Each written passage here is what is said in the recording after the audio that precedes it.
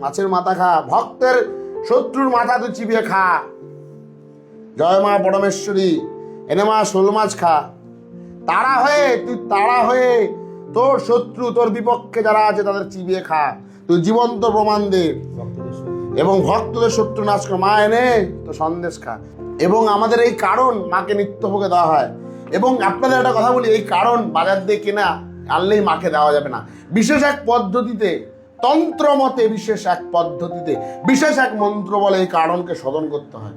সেই সারণ শোধন করে তারপর মাকে দিতে হয় বাজার। এবং মায়ের ভোগে আমাদের নিত্য মাছ মাংস যা আছে সবটাই শোধন।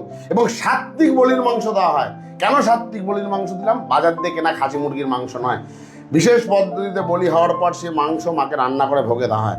এবং মাকে এই কারণ দেওয়া হয়েছে এবং পরমান্ন এবং বিভিন্ন পঞ্চভাজা এবং মায়ের প্রিয় কালাকাদ মিষ্টি মাকে নিবেদন করা হয়।